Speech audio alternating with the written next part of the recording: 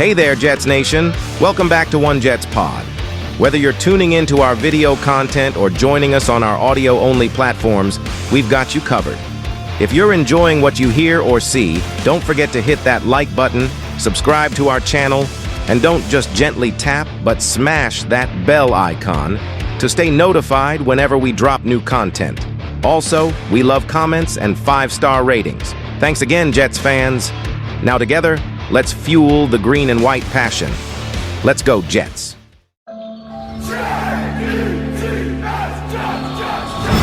Welcome to Jet Life Stadium. Hit it! Hey, what's going on, everybody? This is Randy with the One Jets Pod. I hope everybody's having a chill Wednesday morning. And I'm joined here by my co-hosts, Brandon Batts and Dominic Lorenz. Brandon, my brother, how are you? What's going on, fellas? I'm doing pretty good. Decent day today. I'm ready to get into some football talk and in my evening. So let's get it rolling. Dominic, my brother, how are you? Personally, I'm feeling better this week. My team came off a bye. We're I wonder happy. why. We're jiving. You know, what was it? Brandon said a couple weeks ago, Dominic doesn't know, he knows those champagne problems. Right. It kind of feels like we're having some champagne problems, at least this week. Temporary, we had victory Monday. It boiled over to Tuesday. Now we can celebrate on Wednesday, but then it's like back to work. But I'm ready to go. Let's talk some football. Feeling good because your team can score touchdowns. Yeah, what's that? Oh, I know. How does that feel, I know Dom? what a field goal is. well, To know that your team can score a touchdown. How does it make you feel? We not only score touchdowns, but we score ill-advised touchdowns that our coach is mad about. Why did you throw that? You're lucky you got the touchdown, but don't do that again. Oh my! We've taken it to the nth degree now, so it's full circle. Champagne problems. Champagne problems for The this touchdown is week. not enough. It has to be. I got you. We're just trying to get to the end zone without a flag. Highfalutin bastards. Hey, Right, Randy. We're just trying to get to the end zone without a flag. Man, Can we do that? I'm just trying to get a first down on the first drive. highfalutin, faithful to the bay, baby. Man. Speaking of champagne problems, and Dominic knows this guy, our buddy Rob. He was on our award show last night for the Angels, and we were talking in our private chat, and he's just going on because he's a big Saints fan, and he's just going off, "Oh, the Saints suck, this and that." It's like, aren't you guys in first place? Talk about champagne problems. I mean, first place fans just bitching. Shut up, Rob. Yeah, like that sounds like Taylor Swift Nation. I'm sorry, I mean Chiefs fans. I'm sorry. That came out strong. Exactly. And now, once again, speaking of champagne, Brandon, go ahead and pop it, baby. Back in first place after going 9-5 this week. Takes first place 90-60. Congratulations there, brother. Dominic, after going 8-6 this week, falls back down to second place a game, 89-61. Damn those Falcons. Damn those Falcons. Okay. And those Bengals. The Bengals won, right? Bengals won. Oh, you wish they won. Randy is to the Bengals what the Commanders care about what and apparently the Jets too. Yeah, my Raiders came through for me on that one. How about them Raiders? Now, I was from the Niners Jets game, the hot mic moment where the Jags are trying to shuffle up the offensive line to recreate an audible play. Mm-hmm. And the Niners defense was set. They had both plays read. And you hear Chase Young and Hargrave scream, they don't know what they're doing. And Fred Warner was in the back. And I'll tell you, the Colts, when the Texans were looking like they were going to win, the Vikings were looking good. The Steelers, I was like, oh, this is my week. You were going, man. On the surface, you were like, I'm rolling. I'm going, dude. I'm taking it. He was like the perfect week. Oh, dude, I thought I was going 13-1, brother. Outside of the Bears game, that was the game on Thursday, right? The Bears game. Yeah. But once again, there I am coming up the rear, 84-66 after going 8-6 this week. Man, I don't think I've touched double-digit wins in 2 or 3 weeks now. This is getting insane. So the parody continues. I'll tell you what I didn't do is. this week. It does. Hey, Now, Anyway, Now, real quick, I want to shout out Greg Zerline for getting player of the game. He went 4 for 4 on field goals. He was all of our points on Sunday night. didn't I say What he'd be else is huge? new? Didn't I say he'd be huge last week? Greg the Leg Man. I mean, it's sad. he's that huge every week. You know what they said? Did you watch the game, right, Randy? Oh, yeah. Did you hear what Chris Collinsworth said? What do you He say? said that he is responsible for over 50% of the Jets' points this season. That is sad, dude. Does that include extra points? Probably. Well, there's not many of those because touchdowns are hard to come by. So basically, if Zerline gets hurt, we're screwed. We're not Oh, we scoring. are done. We are done, dude. Better call it Mike Nugent. We're not scoring at all. If he gets hurt with us, we're just like we're going on 4 downs every time. Well, 4 downs. hey, remember, hey, just a couple weeks ago, we don't preach injuries, but Randy accidentally called one in a weird way. Man, He did. I'm almost afraid to say stuff like that now. But I tell you, dude, the only outside of our defense, which even at times in certain areas can be pretty inconsistent for as good as they are. But Greg Zerline and Thomas Morstead, I mean, the consistency that they have given us this year is just insane, man. And without them, I can only imagine where we would be. Like, that's insane. Like, to think that where we would be without our kickers. Now, I'm not diminishing their role on the team, but for that to be the reason why you're probably have won 4 games, like, holy, like, They're too much of it. They're too much of a factor. way too much. I think that's the concerning part is that they're too much of a factor in the Jets' success. It's okay to be a part of the piece of the puzzle, but to be that. So, like we talked about it last week, our defense can't make mistakes. Right. The margin of error is so little. Same with our special teams. Same with, with our special teams, kickers. That's how bad our offense is. Yep. Is that our special teams and defense the margin of error is so slim that if they mess up in one little spot, we're losing. Yep. And it's maddening. It's maddening. If your special teams, which includes Greg the Leg, did not perform at a high level, you don't beat the Giants. You don't beat the Bills on opening night. And the game against the Eagles becomes even more of a coin toss than it already was. So right there, let's say you lose 2. All right, you're 2-7. Special teams. And then we get blown out by the Raiders. Yeah. So, and this game. So right there, you're looking at 3-ish games. You could be 1-8 right now if it wasn't for special teams. That's a big difference between where you are now, where you could be, and where you should be with better wins if you had an offense.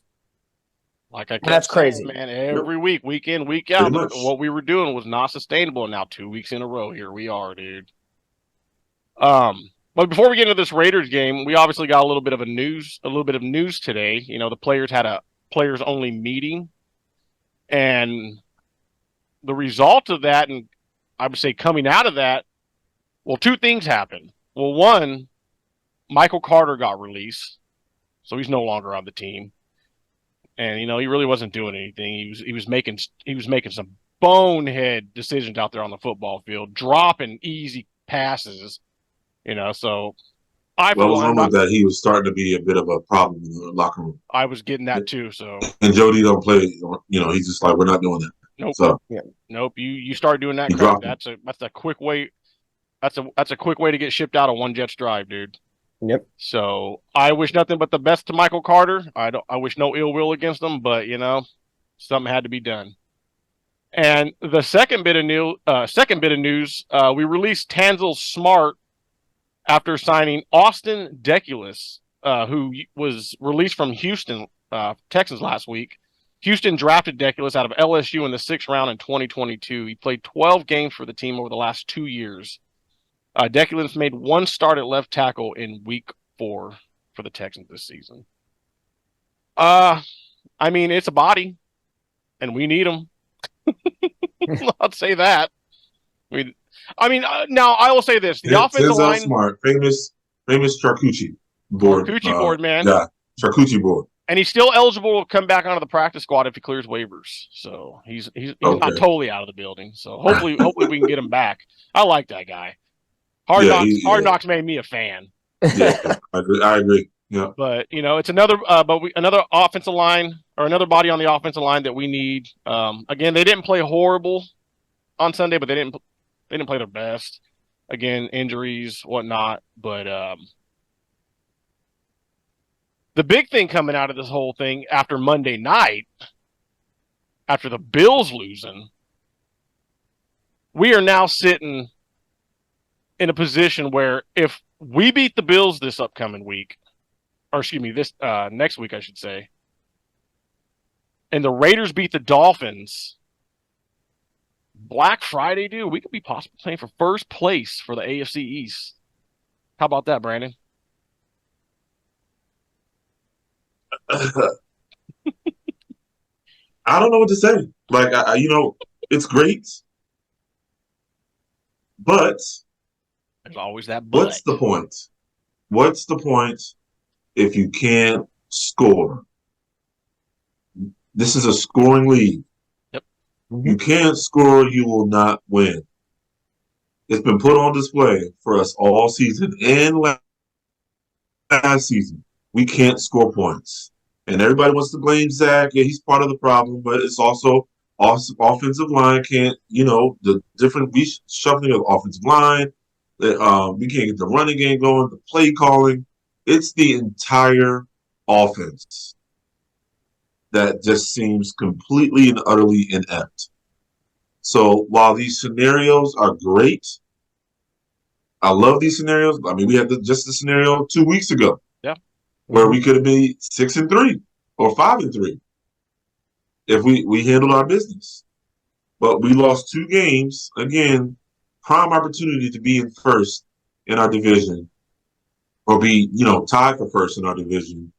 And yet we did not capitalize on it because we cannot score. So I love the scenarios. I love that we're still technically in it, right? We're still in it. But the Jets have to handle business. And what faith do we have that they're going to do that based off of what we've seen over the past few weeks? I'm 100% with you. I love to have Dom's point of view on that. Outside looking in type of deal.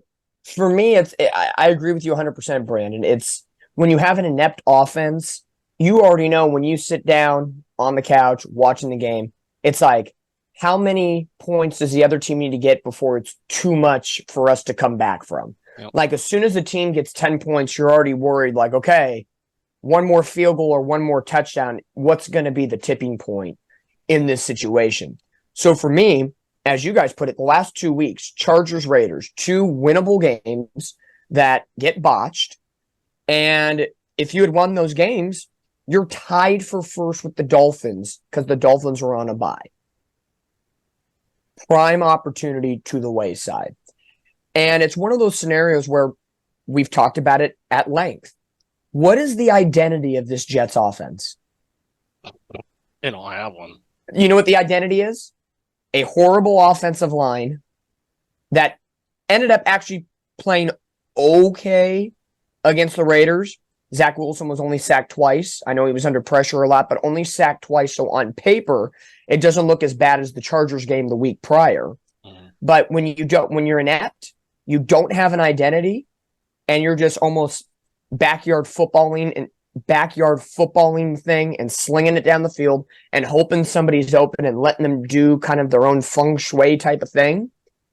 That's not a recipe for success. And what gets me even more, and I'll pop the question back over to you guys, is Robert Saleh was adamant again and said, Zach Wilson's our guy.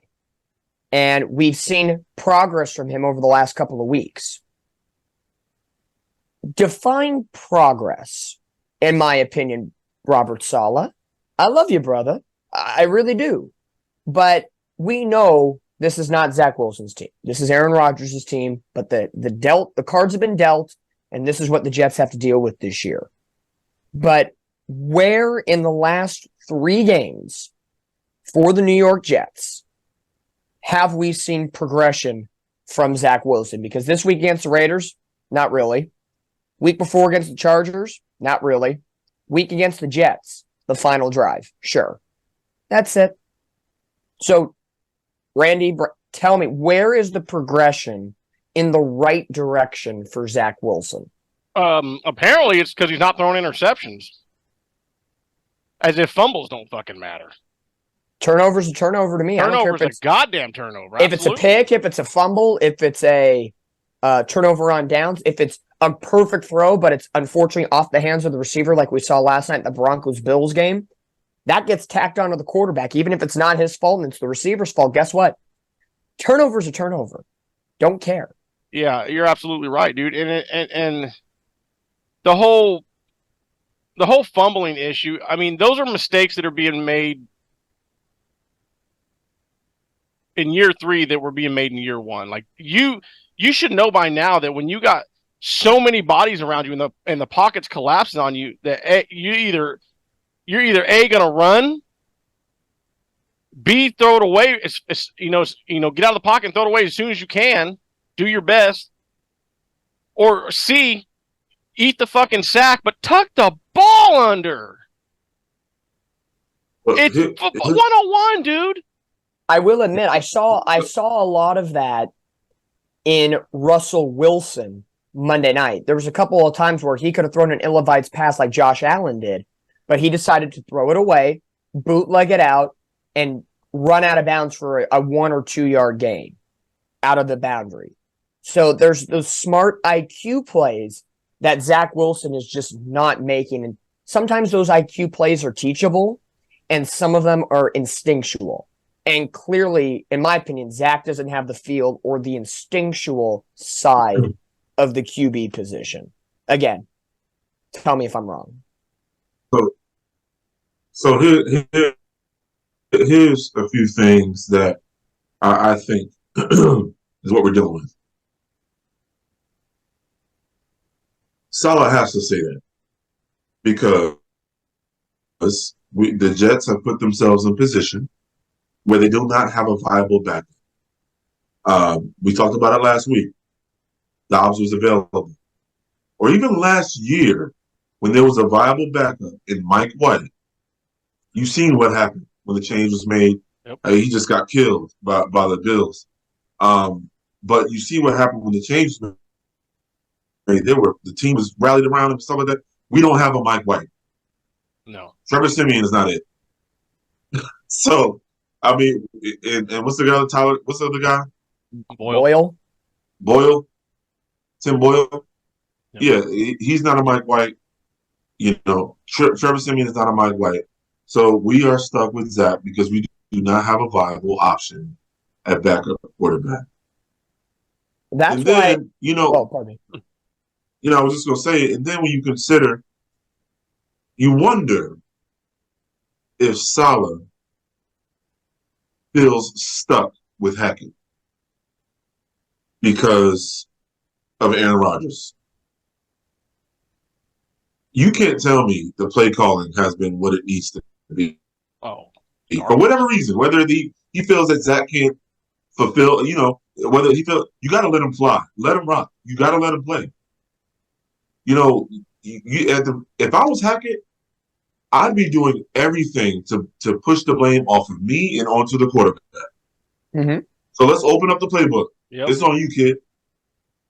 We're going to try to run this, and that. It's on you. But what he's done is he's allowed us to question whether it's Zach or Hackett to the point where we're like, it's both of them. Yeah. No, I absolutely agree, man. And coaching, yeah, you're absolutely right, has not helped Zach at all. Like, we see what this kid can do, and yet they don't draw up anything. I mean, they'll have him do it one time, and then you hardly ever see it the rest of the game. Like, why aren't we dialing up more scramble plays for Zach? With this offensive line the way it is, with receivers dropping balls the way they are, like, why aren't we, like, when Zach's under, get him, dial something on the rollout, man. I mean, you saw what that kid did when he got an open space. He almost, I mean, before, when he finally made the decision to run. yeah. Had he not stepped out of bounds, there's our touchdown. And then, of course, he steps out of bounds. Yeah. Because we can't score touchdowns. But in this whole situation, you both bring up great points, and I look Brady, back. you can't make it up. When you look back, and I think it was the week we did the podcast leading into the Broncos game, okay. I said, Saleh and this coaching staff is going to have to fall on the sword for Zach Wilson. And Brandon alluded to that. They're kind of stuck in this situation. That's number one. Number two, I remember telling Randy, I think it was the first or second podcast after Aaron Rodgers goes down, I said, go get a viable backup because Boyle ain't it. And I said, you know who's out on the market right now? Colt McCoy. Colt McCoy is not going to jump off the page, but look what he did with Arizona last year. Maybe they didn't win, kept him competitive, threw the ball, constant professional, knows how to hand off the ball, do the small things right. You could have gotten a guy who's still technically out there right now, who's a free agent, but again, you choose Trevor Siemian. Interesting. I get it. You're going to fall on the sword for Zach Wilson this season, and you're going to have to deal with it, and it could be hand in hand with the whole Nathaniel Hackett situation with Aaron Rodgers. I get it. But you cannot, I repeat, you cannot force Zach Wilson into the Aaron Rodgers playbook of quarterback. They're two completely different people, and I feel that's the situation the Jets are in right now. Randy, you put it perfectly. Roll them out. Create something out of nothing every single play and see if moving the pocket works. He's not a pocket passer like Aaron Rodgers. You cannot hand the Aaron Rodgers school of playbook to Zach Wilson and say, be Aaron Rodgers' twin. I promise you it'll work. You have to have the league's best offensive line for Dak to be a pure pocket passer. Exactly. So when you have those situations intact, and they are what they are at this point now in the season, 9 games in, shockingly, again, the division's still, it's a little farther, but it's still within reach. But there's a lot of uphill climbing that you have to do.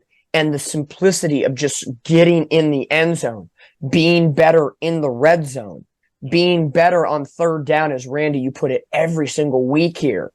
And I know you're going to do it again this week. Well, we were a little better on third down. We were 44% this week, so. Okay, let's get over 50 now. But it's great. It's the same little tick marks that you got to hit, and they're just, I'm sorry. When is it going to be enough if it's against the Bills, if it's against the Dolphins? Will at any point, will you sit Zach Wilson? Even if it's for the second half of the game? Nah, dude. They're not going to do it, man. I believe you. You know what it is? Because you know why part of that is? That we don't have a viable backup, right? But part of that is it's not just him on the offense. Like, it's not his fault for the pre-snap penalties or the bonehead, the low IQ of Uzama. Sit him. Conklin's you know been playing well. Like, it's a self-inflicted Power wound. of the 83, baby. This is self-inflicted wounds that the Jets, huh? What you say, man? Conklin, power of the 83, baby. Yeah, I mean, or your boy Ruckert, like yeah. Uzama. But I understand why we have the tight ends in there. Mm-hmm. So again, it's a comedy of error because we need max protection, right? Because our O-line can't block. And now it's like, it could really, like you said, the max protection and everything, all the other situational things. This could be a conversation, like you said, Brandon. It boils all the way back down to Nathaniel Hackett. Yeah, and did anyone notice the 4 fucking plays that he was in? How well he was doing? Dalvin Cook, where did he go, dude? He was in the 4 carries that he had, 6.5 yards per carry, and then they stopped using him. Yeah. Breece Hall he only averaged 2 points. It was not, dude. It didn't seem like Breece Hall had it Sunday night, but it seemed like Dalvin might be coming into his own, and we just stopped using him after 4 fucking carries. Yeah, Breece's body language is concerning me a little bit. Now, is it me or can these running backs not run through guys. It's like as soon as they boom, they just go down. Well, Brees ran through 2 people for that touchdown, and it was called back. Did you see that touchdown? No, yeah, I saw it. But I'm talking about everything else. Like when we need fucking chunk yards and shit, and you can juke a dude, and you instead try to fucking barrel into him, and then you go down like a sack of potatoes. Like what is that? It's almost like they're acting like they're on a snap count. Like Dalvin Cook, okay, you hit your limit for the night. It's like Little League. It's like Pee Wee football. Everybody's getting a chance at reps. For Breece Hall, I think frustration is growing. Yeah, I really think it's frustrating. I saw it a lot in the Chargers game. Yeah. He was on the sideline. He was just had that face of, what the F, man? What? Like just that zoned out stare. And I'm like, you either channel that in the right way and have a bust out 20 carry, 150 yard multi-touchdown game, or you're going to hit the first person you hit and you're going to go down for a gain of 4. Yeah, and it's going to be don't let your fucking emotions come in and be a detriment to this fucking team, man. Look what happened to Michael Carter. Channel it in the right way, man. Yeah. Adios. Now Breece Hall is not going to be getting released anytime soon. No. But yeah, you're absolutely right. Like that would be a riot. Yeah. But you got to change the attitude. This is the NFL, bro. When shit's not working, you got to make adjustments. But you get his frustration because I absolutely do. We can't. But I get it. That needs to be. But he's young. But still, yeah. But you got to grow up. That needs to be kept inside. I always said this is the NFL. You got to grow up. But a quarterback, regardless if your quarterback is your captain or not, a quarterback sets the tone in that locker room. I don't care if you're Patrick Mahomes, Tom Brady, Aaron Rodgers, or if you're the first-year guys like C.J. Stroud and Brock Purdy. The quarterback sets the tone. And Zach Wilson gives me no tone. It's just flatline, nothing. So what energy is he feeding into this offense when the times are good or when the times are bad? I feel he's the same good as he is bad. Yeah, there's personality. Zach oozes no energy. Nothing. You're never getting excited over things that Zach does. You know, maybe it's a good catch by the freaking receiver or whatever. Maybe he might have a good play every once in a while. Yeah. But I mean, my whole thing is why we keep putting it on this kid's shoulder. Like when you go into games, and I say it like this: the Raiders were giving up about and averaging up 4.7 yards per carry to their opponent. What the fuck? And we got a start running back that could barely get 2.2 yards a carry. And then the one guy that was actually shown that he was probably going to carve up the Raiders had you fucking kept using him. You just put him on the bench. Yeah, like, I don't understand that fucking crap, man. Nathaniel Hackett. It has to be that. Like, did you see the video? Did you see the video today that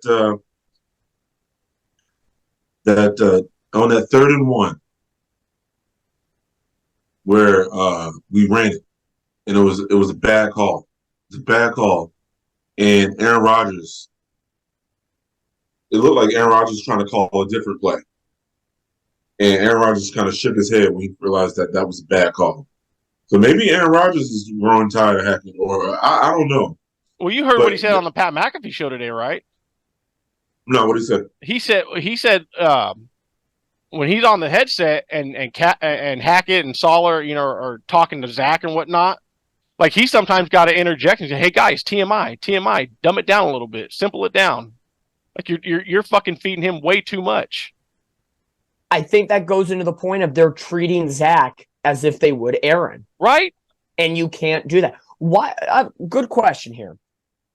Why aren't, in a small manner, why isn't Aaron Rodgers calling some plays instead of Nathaniel Hackett? Why can't he be with Hackett side by side, and they should be brainstorming the plays and calling plays together? Aaron Rodgers is on the bench. He's watching it happen. He's listening. Why can't he go? It's not like there's a rule against players throwing signals. Well, I to answer your question, and you're absolutely right. I think we're going to see a little bit of a change here coming in, especially going into the holiday season and whatnot, because Aaron Rodgers is now getting ready to head back East Coast full time. No more traveling back and forth between the West Coast and the East Coast. He's going to be back on the East Coast full time. So I'm real curious to see what kind of effect that has, as far as, with him on the headset, with Zach and all that. So, but you're absolutely right. Like, why doesn't Aaron interject a little bit more? I think it's, like I said, I think it all boils down to Nathaniel Hackett. Absolutely. And if Hackett sticks around next season and Aaron Rodgers is healthy, he's back, and let's say through the first 4 to 6 games of the season, Jets are winning or losing regardless of what the result is, but you're still seeing similar ineptitude throughout the offensive playbook, you got to think of doing what Buffalo did and saying, adios, get him out. Yeah, that's the thing with me, though. It's when hard. Aaron's fully healthy and he's playing next year, like, I don't think you'll see this shit. Like, he wipes away a lot. Oh, absolutely. Aaron masks everything wrong that Hackett does. Oh yeah. Because Aaron will change the plays. Aaron can read a defense way better than most motherfuckers in this league. So he'll see the defense come out of a huddle and he's like, oh, I'm modeling out of this. I already know what's going on. Mm-hmm. So yeah, I don't think once Aaron's fully healthy, I don't think you'll see a lot of the mistakes that you're seeing this year as far as play calling. But if Aaron can block for him. Yeah, and Aaron can also execute some of these plays a little better than Zach Wilson can too. So if you do see ineptitudes, and that's through or even farther past Aaron Rodgers masking, that should probably be a bigger red flag. Like, if Aaron Rodgers can't even mask some things that Hackett's doing, it's like, okay, now we have like DEFCON 5. Let's get the hell out of here. Like, yeah. Yep. It's like I said, I think a couple of shows ago. This is just one of those offenses that Aaron Rodgers really likes. He can execute really well. And he has all the power. He's the sheriff. He can check out of anything he wants. He wants to. So I think we'll see a lot of people be like, oh my God, Hack's a genius next year. You'll see a lot of Jet fans like, oh, extension. What a turnaround within 1 year. It's like, as soon as Aaron Rodgers retires, that motherfucker better be out the door too. Or in the middle of December when Aaron comes back. Yeah. oh, Man. All right. So all right. Okay. So I want to throw this out there. Speaking of setting tone, like Dom had just mentioned a little bit ago. Now, granted, last couple of games we have deferred to start the game. But fellas, do you know we are still the only team in the NFL this year that hasn't had an opening drive touchdown? It tracks. checks out. Jesus Christ, man. Checks out. I mean, I saw that on X and I just had to throw that in there. It honestly, it literally goes without saying with what we've already talked about. Like, if you put everything on tape of what we just talked about and you didn't give me that stat and you said true or false, the proof is in the pudding here, folks. Come on. Like, what are you going to do? What are you going to do? Okay, well, you want a true or false question? I got a true or false question for you guys. Every time the Jets do something well, they fuck it up by getting a penalty. What are you talking? Aren't they the least penalized team in the NFL? Oh, you know. No, but serious, every damn time, dude. And I'm almost at a point when I'm watching these games. Every positive play, I'm like, it's coming back. Yeah. Yep. I ain't even looking for a flag. I already know it's coming back. Yeah. That's getting frustrating. Discipline. Man. That's discipline. And I said that, dude. That's the reason why they continue to do this, because they are very undisciplined. Again, this falls on coaching, undisciplined, and the fact that they keep doing it week in, week out, proves that there is no accountability. I think Brandon and I think you, Randy, both have said this word tonight already. Accountability. That's the word. We talk about it with Zach Wilson and the situation that's going on at the QB position. Coaching, accountability, penalties. You think, okay, it happens one game, happens maybe in the second game. By that third time, like 3 strikes you're out rule, like, you think, stop with the holding, stop with the, everything that's Absolutely. stupid. And speaking of Brandon, speaking of accountability, Why isn't Lazard seeing the fucking pine? Why isn't Brownlee getting some time? That's insane. That is insane. Or even give Gibson some more time out there. He made some nice plays the other night. He did. He did. Again, I'm proud of Gibson. He I think he's going to be something special in this league. If we can get consistent quarterback play, consistent offensive line play, I think Gibson's going to be special in this league. He seems to have it. He's an explosive little bastard too. Hey, you gotta have that. You gotta have that swag and that pistol kind of attitude, and just go out there and take the bull by the horns. And I think on this offense, you have a lot of players that are not jumping at the opportunity, not going after the horns, that are just like, I'll let the ball come to me instead of I'm going to outstretch the hands and get the ball. Oh, don't get me started.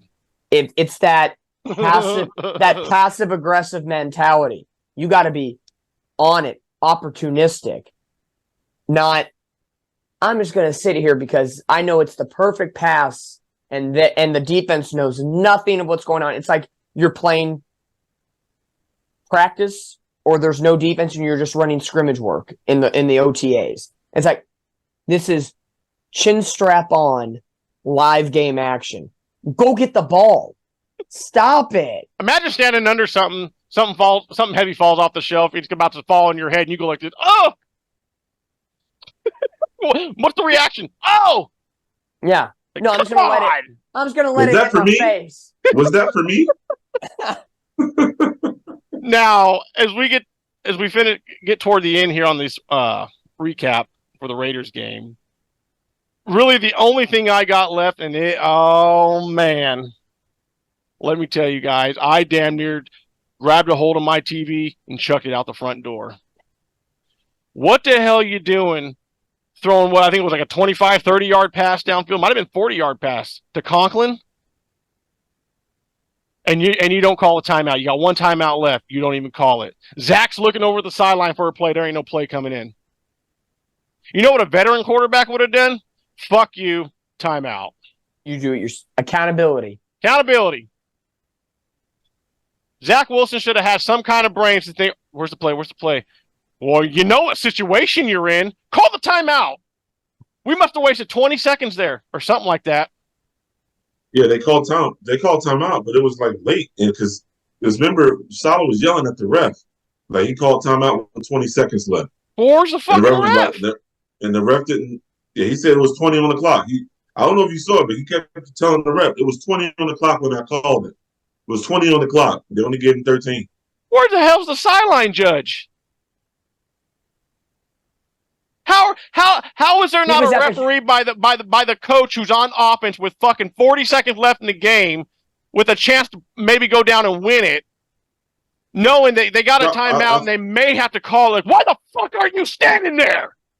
Yeah, because I think we all were confused. Like, why is there not a timeout? Yeah, I'm screaming it. Like I'm screaming at the one timeout, come on! Like what's going on? Like I was losing Salah my. Salah said he was calling timeout. They just didn't hear him, or it's Vegas. What have you?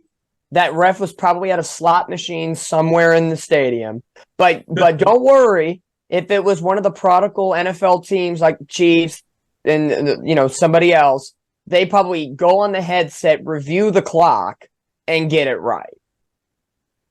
It's a beautiful stadium. Oh, dude, I'm not even lying, man. I was getting 2004 Philadelphia Eagles Super Bowl vibes because they cost me $500 in that Super Bowl. Ooh. Walking up to the line, like, what are you doing? Move it. Go. Oh, man. So if that's the case, yeah, if it was the ref's fault, like, I don't understand why there's not a ref standing there. Like, the situation. There's a possible timeout coming. Like, you got to be there, dude. Like, do your fucking job. Like, I agree. Start making these guys full-time, man. Start making these guys full-time. Train them. I mean, I'm getting sick of this shit, dude. I really am. I can handle, like, if we go out, I can almost handle going out, shit the bed. Oh, what? What else is new? But I can't stand when refs don't do their fucking job, dude. The judgment calls. Yeah, like I'm not even gonna say, oh, you screwed us, but like, why weren't you fucking like, why wasn't there a ref on the sideline near Robert Saleh? Like that makes no sense to me at all. Throughout the rest of the game, you'll see a fucking ref right there by the coach all the time. And yet, when we need one in a crucial moment, he's not there. Yep. Oh, bullshit. Fucking eat my ass. Day in the life of a Jets fan. Yep, you got it. That's it. So, yeah. Sorry, folks. We're gonna go ahead and move on. You guys have any final thoughts on this game? I got nothing. I mean, my final thought was chucking that fucking can. I don't either. I don't have any. Accountability, be better, and get in the end zone. What more can you say? We're, 10, 11 weeks into the season? Can't go back now. You can only move forward. Still making preseason mistakes. Hmm. And not only on the field of play, on the fucking sidelines. And I'm not referring to the timeout. I'm talking play call and all that other bullshit. Yep. I'm with you. So we're going to go ahead and move on to our pick'ems this week. Again, congratulations, Brandon, on the first place Thank you. win this week. Dominic, congratulations on not falling at least the third. And well, I'm still a jack off. Nope, come on. You can make that crawl. We'll give you the ladder at the bottom, and you can climb your way out of it. Hey, you know what? Going undefeated this week. That's all I know. All right. So the first game on the docket, Thursday night. Now we finally got a real game this week, fellas. Not some bullshit, throwaway Sunday like in baseball type game. Tyler Anderson's not pitching this weekend. Anyways, Thursday night, we got the Cincinnati Bengals at the Baltimore Ravens. A little AFC North action. Baltimore favored by 3.5 in this one. I'm guessing that's because they're the home team. Bengals and Ravens. It's one of the better. I think all three primetime games this week are actually pretty good on the docket on paper. That Sunday night one's a little Come on, Josh Dobbs. Come on. All right, I like Josh. Denver's on a roll. 3 in a row? Fuck Denver. What the hell? No, for me in this one, I'll go first. Okay. Joe Burrow's back. He's playing well, but without T. Higgins probably playing again, that's going to be a detriment to Cincinnati.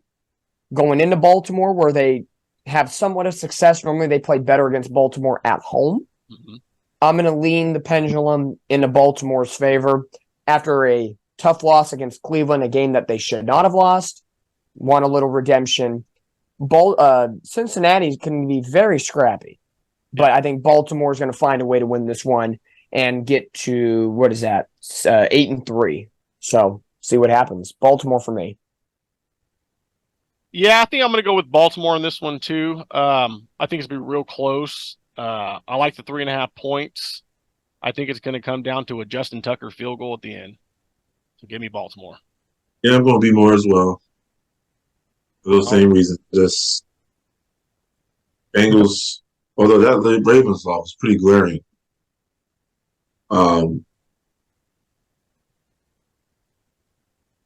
Yeah, I'll go Ravens. I wouldn't be shocked though if the Bengals come out and win this game. That's what I'm thinking about. Yeah, I wouldn't be shocked if they come out and win. Yeah. I mean, NFC North game. Randy, you should pick the Bengals. Now watch. I'm gonna stick with the Baltimore Ravens, but you just saying that I'm gonna. This is the Bengals week. This is the welcome to the jungle week. 1:30 on Sunday. I'm gonna be up in the fucking chat saying, "Yeah, Brandon was right." I got every opportunity to change my pick up and down.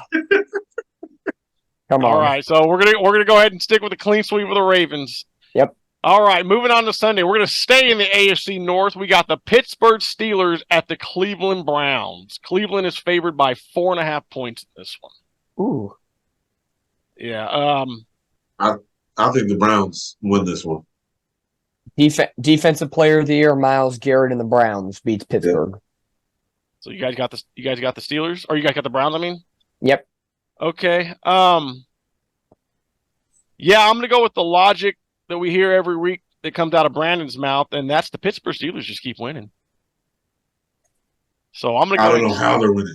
It drives me nuts. I don't know how the Pittsburgh Steelers are. They're winning in spite of Pickens, and I just Everybody in I that wish- organization. I wish we could do that.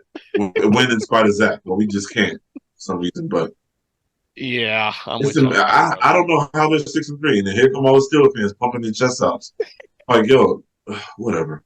Yeah. Well, I think it's going to continue. I think they're going to continue that winning in spite of Kenny Pickett. I think they're going to go to 7-3.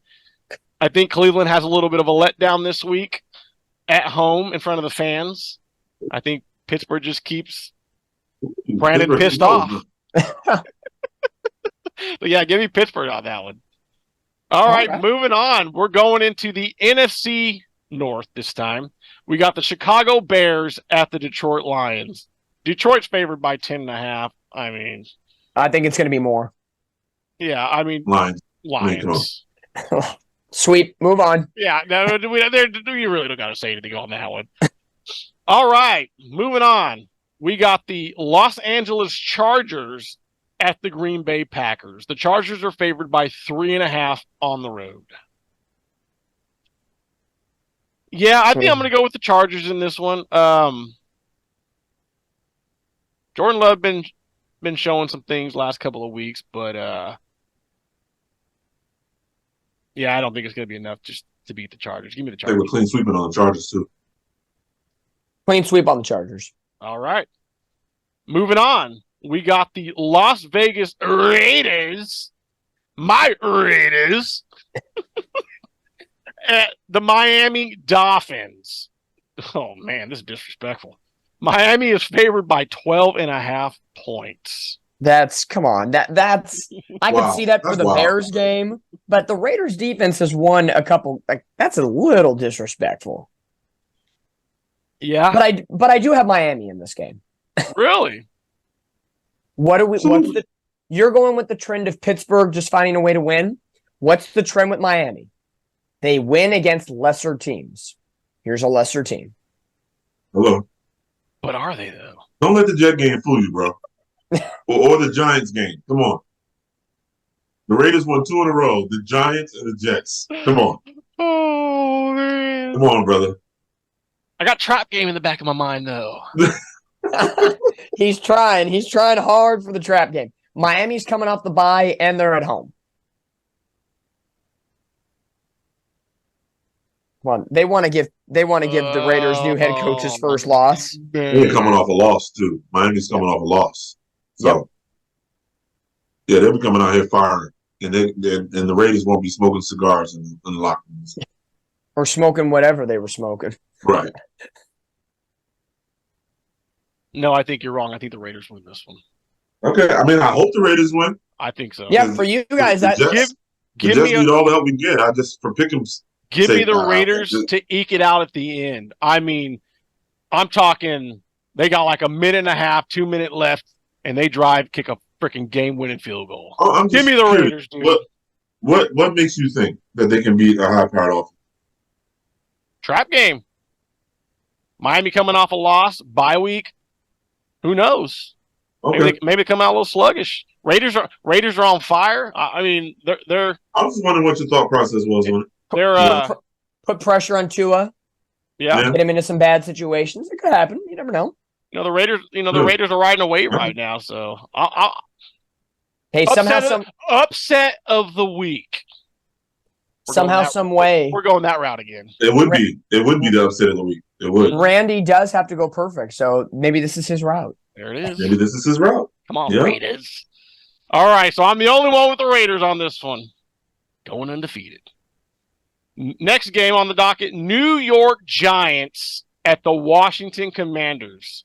And I would say this is a disrespectful, but we're talking about the Giants here. The Washington Commanders are favored by 10.5, and I'm going full commando. I dig it. And I'm going with Brandon's commando. They'll probably see it going home. Well, I don't know. I'm gonna be going commando right alongside with you there, buddy.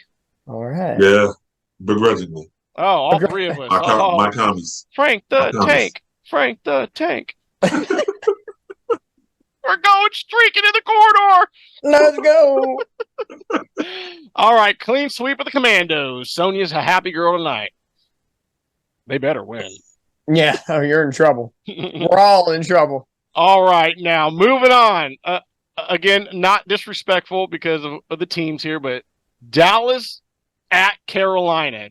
Dallas is favored by 10.5. I got Dallas. Panthers. Are you serious? You lying. No, You do it too much. not at all. I'm not even close to being serious. He's like, give me the Panthers Dallas, and give me the 10.5 points. Again, begrudgingly, as a Niner fan, go Cowgirls. That's got to be bothering you. Hey, the matchup is what the matchup is. What are you gonna do? Matchup is what the matchup is. Yeah, you All know right. Cowboys. Clean It's sweep for of the it's for the Cowboys. pick'ems. It's for the pick'ems. All right, moving on. A little AFC South action. We got the Tennessee Titans at the Jacksonville Jaguars, who, by the way, are favored by 6.5, who didn't play competitive at all against San Francisco. Got me kind of scratching my head a little bit. They'll Jackson. rebound this week. They'll rebound. Think so? I'm on the Jacksonville train. Travis Etienne, multi-touchdown game. Yeah, they'll get their run game going. Yep, give me the Jags. Who did the Titans play this last week? The Bucks. Tampa. Yeah. All right. Yeah, give me the Jacksonville Jaguars. I Had to really pull your leg on that one. I Huh? had to Yeah. go back. I had to, Pull your arm on that one. had to go back and do another recap, so just to make sure. Yeah, Tennessee sucks. All right, clean sweep with the Jacksonville Jaguars. All right, moving on. We got the Arizona Cardinals at my Houston Texans. Houston Texans are favored by 4.5. I'm sticking with my boy C.J. Stroud. I'm going with the Texans on this one. Yeah, give me the Texans. You know, the Texans are all of a sudden potentially in the mix for the division. One game behind I cannot believe it. Jacksonville. I cannot believe it. And they're right up with Indianapolis after they beat the Patriots. So that division's wide open. CJ Stroud, we're clearly offensive rookie of the year. Clearly, there's no competition. Arizona looked better with Kyler Murray back. Clearly, better quarterback. I think honestly, I'm going Houston, but I could see this getting into like a 28-24 shootout in a sense. With Kyler Murray. Oh, yeah. Yeah, Oh, yeah. This could be a shootout. Man, CJ Stroud, you gotta love him. Oh, I do. You gotta love him. There's nothing. That boy That just boy's goes in. balling, man. He plays ball. There's no hype. There's no, BS. It's straight football. Good It's for like him. it's like I said, a couple of times now. I like what D'Amico Ryans is doing over there. Defense could be a little better. He is a defensive-minded guy, so it could be a He'll little build better. it up. Trust me. Absolutely. Oh, absolutely. They will. They're not going to get a great draft pick because they're winning right now. Right. But D'Amico will find defensive players in that draft. Sure. There's also free agency too. So. Yep. All right, so we got a clean sweep of the Houston Texans. All right, moving on. Game of the week for Mr. Dominic Lorenz. We got the Tampa Bay Buccaneers at your San Francisco 49ers, who are favored by 11.5 points. A little disrespectful. A little bit. Baker's Little been bit. good. Yeah. I'll let you guys pick first. Okay. Brandon, you want to go first? You want I'm me to going go? Niners. Yeah, Niners at home. Ooh, okay. Yeah. Yeah. I think Bucks could make it interesting. Could, because their defense has been pretty decent. But Niners, yeah, Absolutely. I think it'll be gone by the third or fourth quarter. Yeah, I'm going to go with the Niners in this one. I just dropped Trevor Lawrence in my fantasy, picked up Brock Purdy, so now I know the Niners are going to win. So, yeah. Niners, and you know what? Give me Niners big. Give me Niners 27-6. No. Yeah. Well, if we rewind the clock just about a year ago, Brock Purdy's first start in the NFL against the Hall of Famer Tom Brady. They knocked the socks out of Brady's final return to the Bay Area in his final season. And I believe the score that game was like 37-7 or something. It was bad. Tampa didn't score, I think, till late in the third. We were already up by 30. It was like 30-0. Fox had to switch games because it was so bad and Tom Brady was embarrassed. But the Niners, a completely different team from the 3 weeks prior to the bye week. Oh, yeah. Wilkes comes down from the booth, hyping the guys.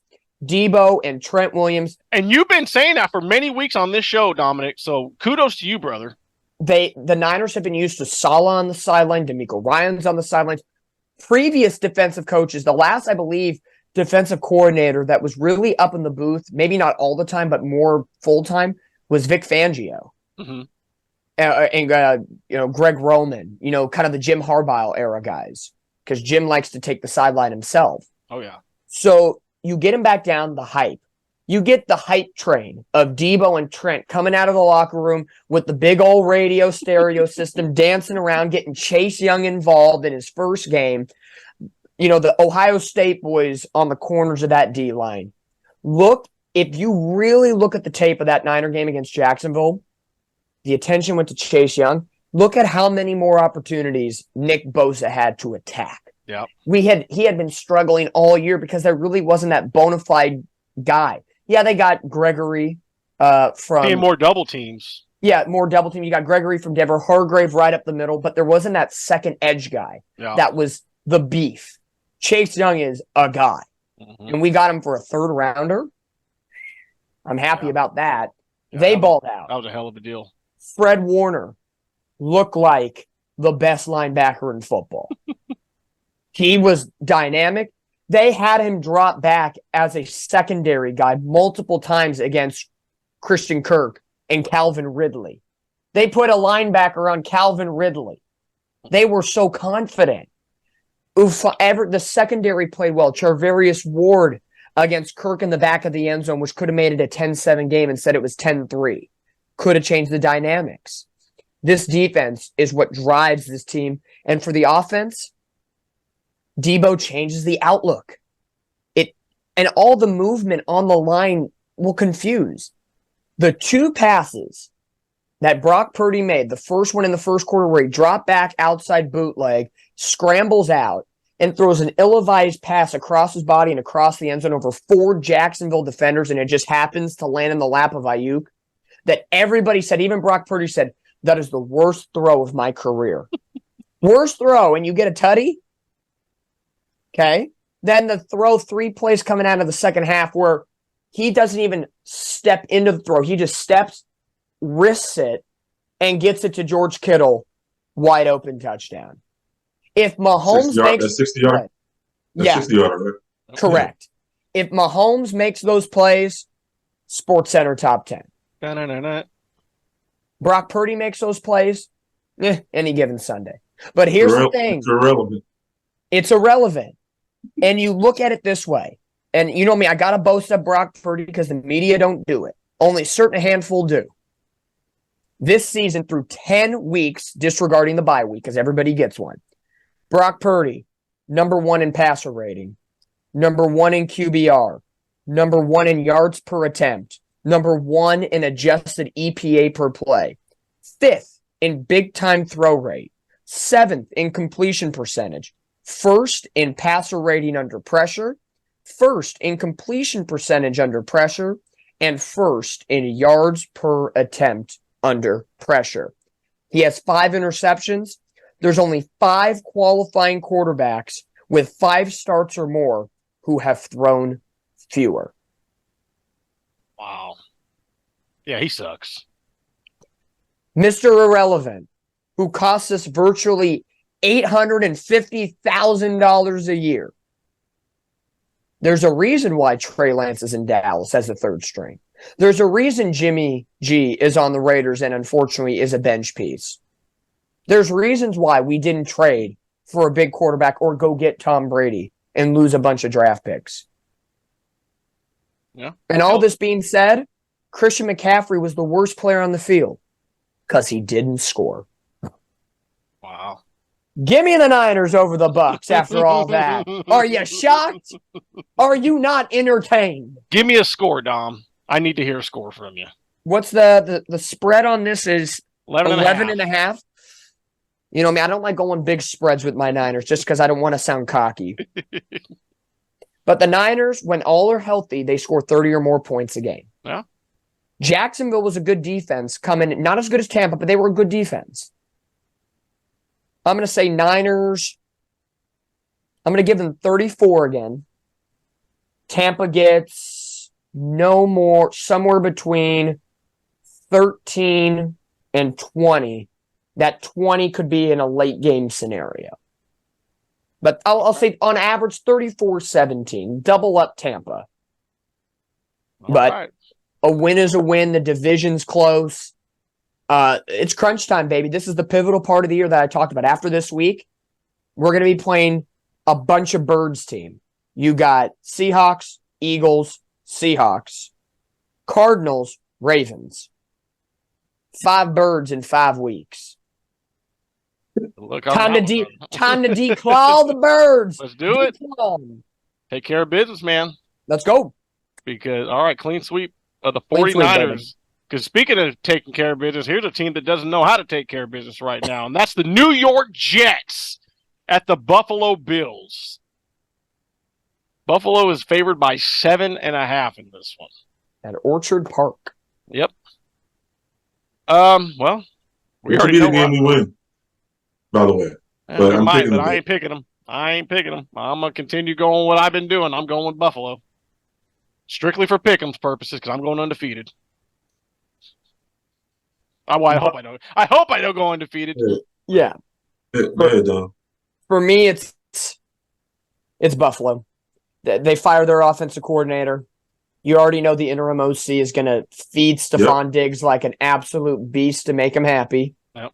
It's going to be a Josh Allen, Stephon Diggs show, which means it's going to be Sauce Gardner versus Stephon Diggs. And week 1, Stephon Diggs did pretty well against the Jets in that game. It was those intermittent slant routes. It was a bunch of different ways that they got Diggs the ball. And overall, those stats that game, 10 receptions on 13 targets for 102 yards and a touchdown, good for 27.2 fantasy points. Wow. You're going to get a very similar line to that. It's going to be, if it's not Diggs, Dalton Kincaid, their new tight end, is going to be in the mix. Jets offense, they'll figure it out. Bills offense will figure it out.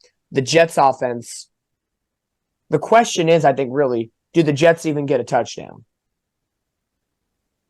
Well, sorry, I don't mean to. The way history's been going, no. It's okay. It's okay, Don. Like, it's okay. It's a legitimate question.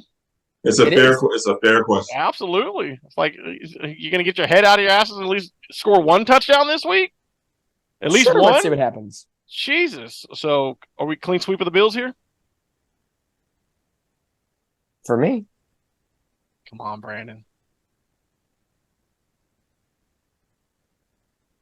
I hate picking against the Jets, but it's the right thing to do. Maybe it translates to a win, and the standings mean more than the pick'ems, maybe. That's why I always do it. Just like, man, reverse psychology. I'd rather be wrong about But something you know what's so terrible right. about this? Like, this is no longer. I was talking to a buddy of mine yesterday because he was venting and all that stuff, and I'm just like, this is now a must-win game. You know what I'm saying? Before, in the beginning, we're like, all right, we'll just chalk it up to we just kind of like split. We'll just chalk it up to a split. And we don't have that luxury to split with them now. Nope. Like, we have. If you look at the teams, we're not even in the hunt anymore when it comes to the playoffs. You know, they have the teams. They put it up last night or Sunday night. It might have been last night. Regarding the teams in the AFC that are in the hunt, it's going to be tough, man. Especially with the emergence of Houston, and the Steelers. I mean, and Chargers, who we lost to, and now the Raiders, who are in it.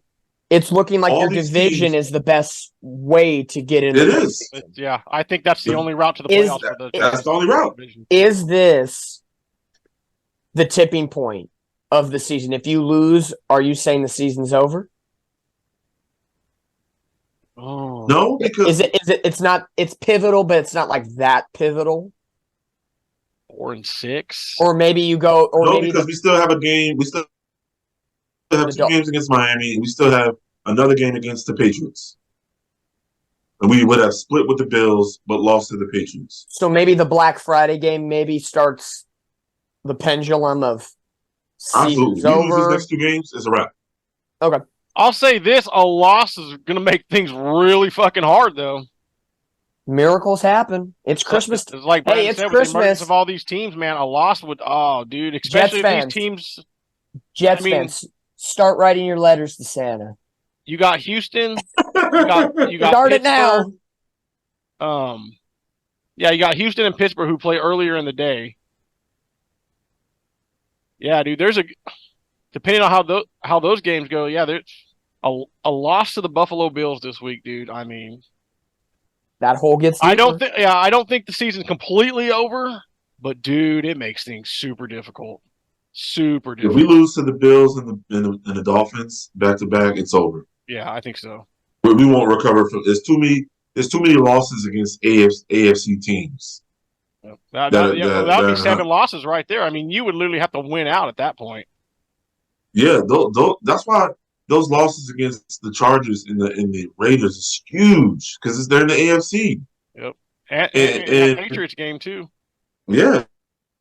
Yep. So even though they have no bearing on anything right now, Patriots stink, Oh yeah. which Yeah. is always a good season when they stink. But we backed ourselves into a corner, and it's going to be really hard to get out. And it would be easier to stomach if we knew we could score. Yep. And these were just games we just lost Absolutely. outright to a shootout. These are games we could have won if we could have just scored one touchdown. One. Just one. All right, I'm off my soapbox. No, you're good, brother. You're Good luck, Jets. Good luck. Good luck to you, gentlemen, this week. And I will say that. Good man. luck to you. Yeah, they're gonna Appreciate be you, bro. You know that's how we feel about the Niners. Yeah. All right, so clean sweep of the Buffalo Bills. Moving on, little NFC West action. We got the Seattle Seagulls. Oh, excuse me, Seahawks Sorry, Todd. Seagulls. at the Los Angeles Rams. Seattle's only favored by 1.5 in this one. Now, is Matthew Stafford playing or? According to Sean McVay, he looks ready to go. The bye week helped him. He should be good. If not, Carson Wentz is the backup, and he can sling it. Yeah. Oh, that's right. That's true. They got Wentz. What did I say 2 weeks ago about the Seahawks? I'm gonna go with my heart over my head, right? Mm-hmm. Rams house, baby. Let's go. Help the 49ers. Yeah, I mean, if Stafford's back, like you said, and they got Wentz too, so. Cooper Kupp, Puka Nakua. And but these games are very tough between the Seahawks. Yeah, and the Rams. Divisional They're- game. They're always like a 23-18, 17-14. It's like those low-scoring battles. But with the Rams at home, and they had the bye week to prep, and the Seahawks are just giving up so many points. Like, they gave up 26 to the Commanders. They've given up a 30-plus spot to Baltimore. Like, their defense is not great, and their pass defense gives up a lot of yards. Yeah. No, the Rams aren't that great either, but They got offensive weapons, though. they do. And I don't know. Something about the Rams just So you're picking the Rams, Dom? Rams house. Yeah. And Seattle's only favored by a point. Yeah. But I wouldn't be shocked if Seattle won. With the It's point like you it's made like on the defense, I think I'm going to go with the Rams on this one. Are we sure Stafford is back? according to Sean McVay, he said that all intents and purposes he's in. Unless something changed at practice today, and I do not know. This game makes me nervous. It says, according to ESPN, Rams expect Matthew Stafford to start against Seahawks. Yeah, Stafford's playing. Yeah, I like the Rams on an edge here. Close game, like Dom said, Oh, do you, sir? I do. I can see that. I could actually see this one being something like 2017, 17-14. Yeah, I could. Yeah, they said Matthew Stafford's making great progress, operating with the anticipation and expectation that he's good to go. He'll push through it, but we expect him to start, and he'll be our leader this week. But still, even if it's Carson Wentz, he'll still sling it.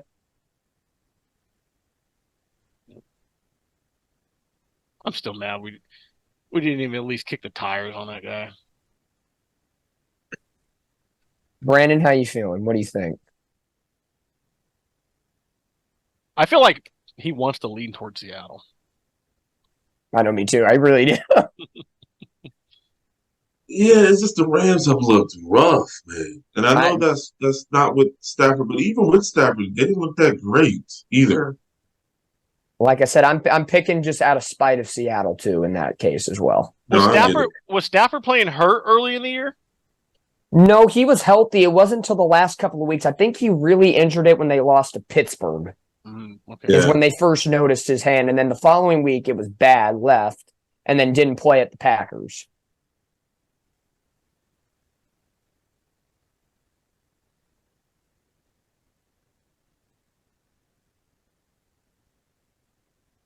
I'm slowly wondering if I should change my pick.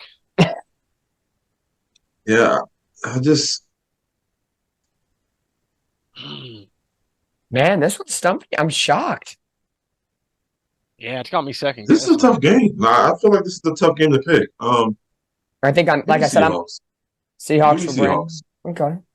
I'm a Niner fan, so it's hard for me to pick again. Cowboys, Seahawks in the same week. It's hard. You know what? Yeah. See what I'm saying? I'm lone wolf in this one.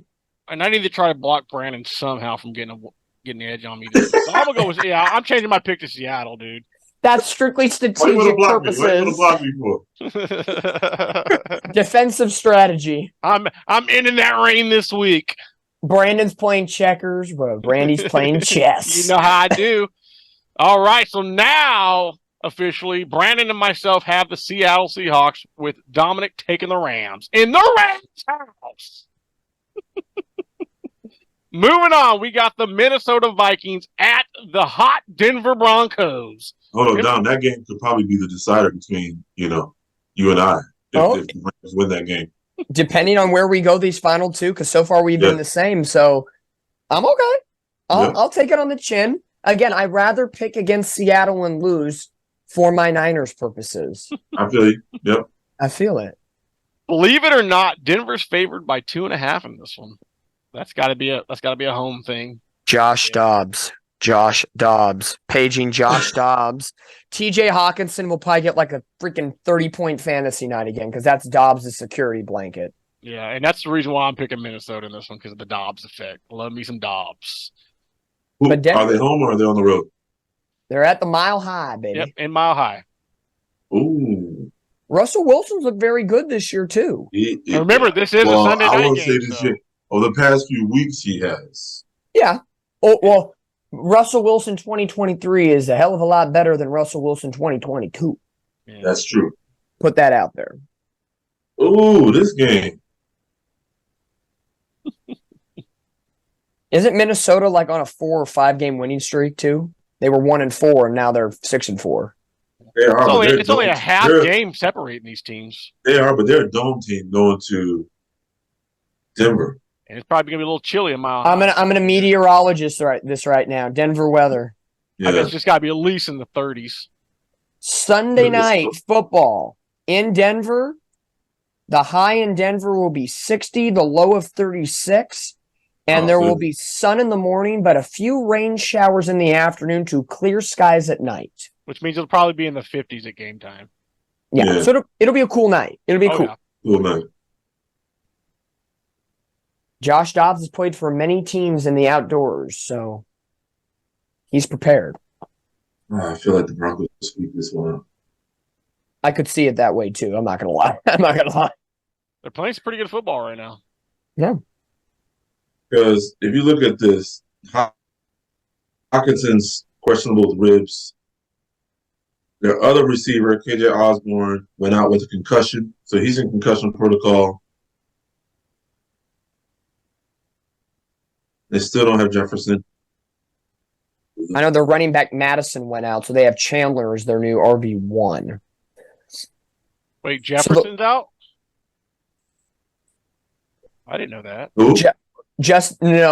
The Well, Justin Jefferson, he's cleared to come back from the IR, but they're taking their time. So it'd be interesting to see later in the week. Now, if Justin Jefferson plays, that changes the complexion because they'll put Surtain on him, and that opens up more I agree. field for Addison and Hawkinson. Addison, yeah.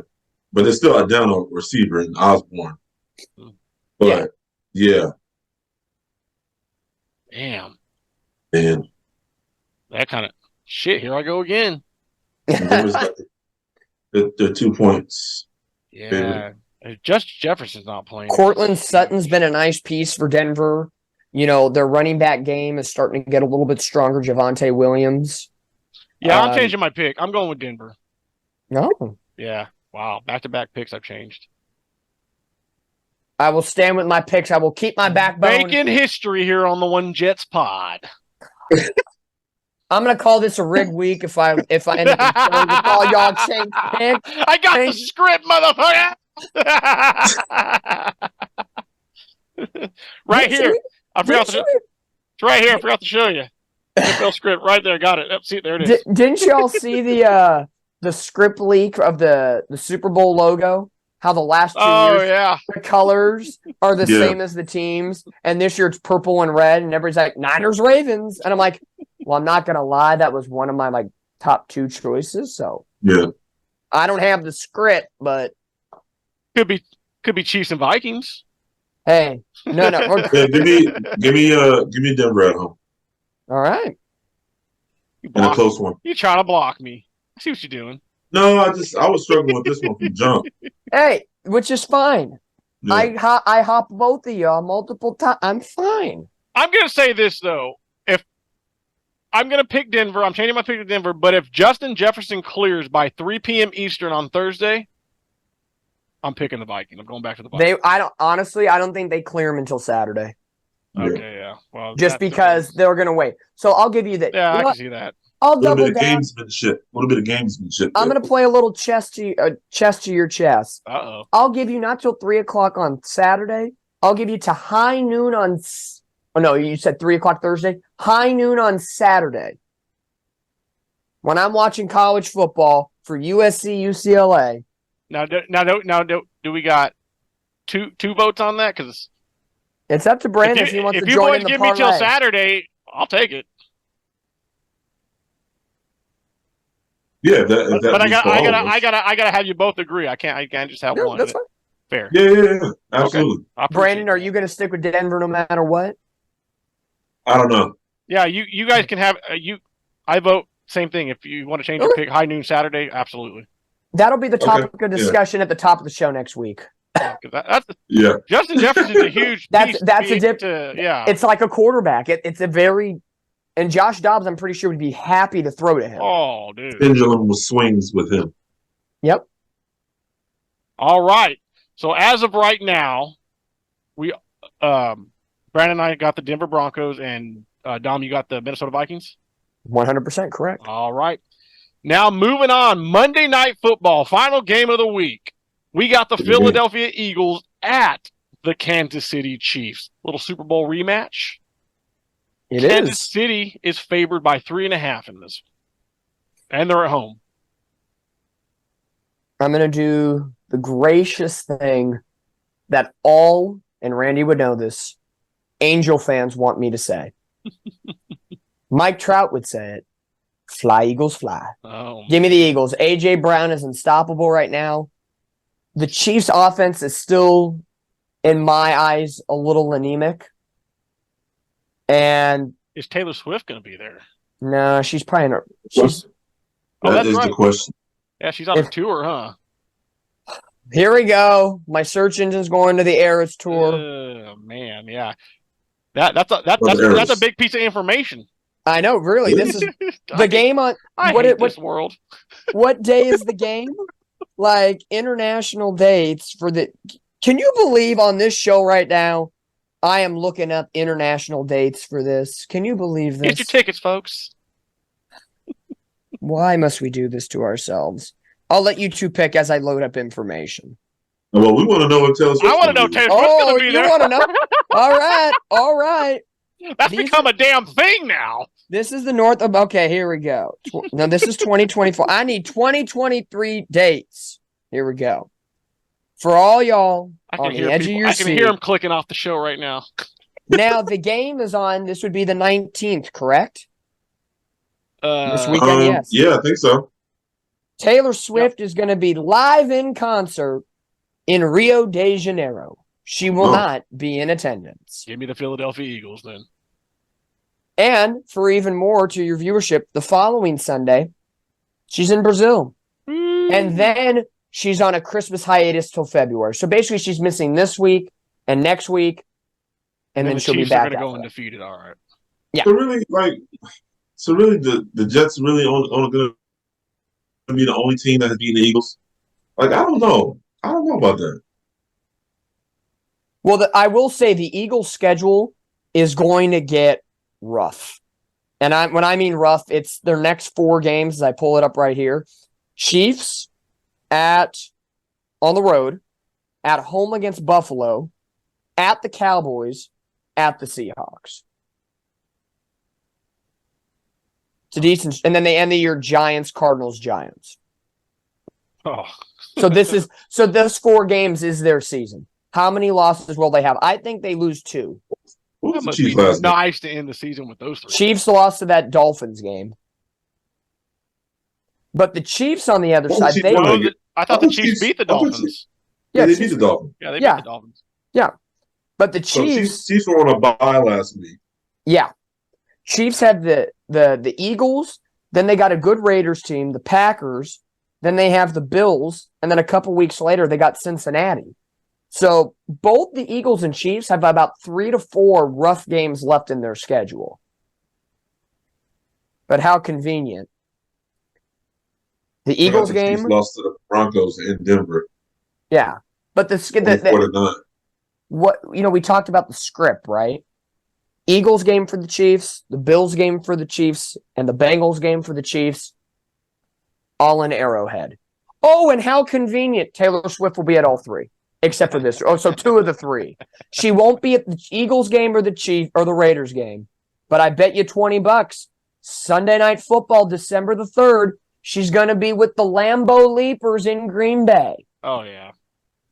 Yeah. Welcome to football in America, folks. When Taylor Swift ruins the conversation. Give me the Chiefs. Chiefs? Okay. Fair assessment. All right. So, Dom, is that you and me with Philadelphia? Fly, Eagles, fly. All right. What about points? I'm going to go ahead and go with 42. 60. Woo! I'm going to go 24-21, so that's 45.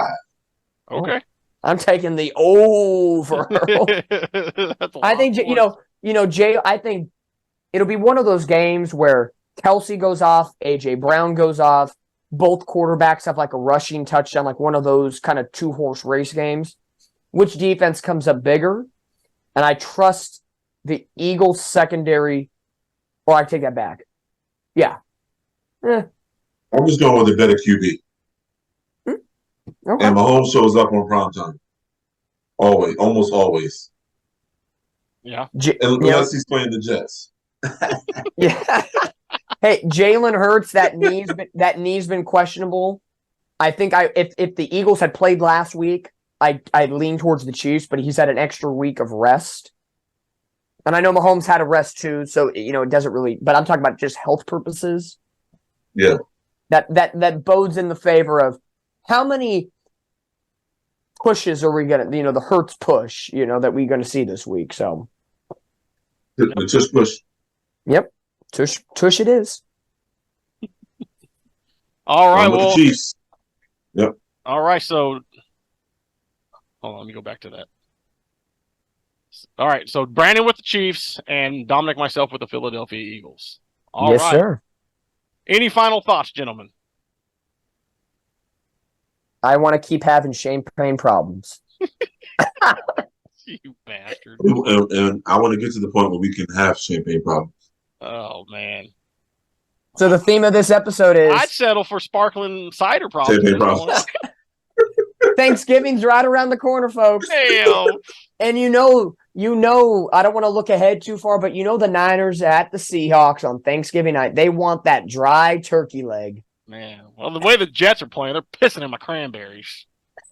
So, but that's going to do it for us here on the One Jets pod. Again, thanks for everybody for checking us out here on YouTube. If you are checking us out here on YouTube, make sure to hit that like and subscribe button as well as that bell notification. And if you're listening on the audio side of things, again, thanks for listening to us all the way to the end. Again, shout out to our international listeners in the United Kingdom, Germany, and the Dominican Republic. We appreciate you guys' support so much. And again, make sure to keep following us. Give us those 5-star ratings. We appreciate them so very much. And on behalf of Brandon Batts, Dominic Lorenz, I'm Randy Oz here on the One Jets pod, and we'll see you down the road. Go Jets.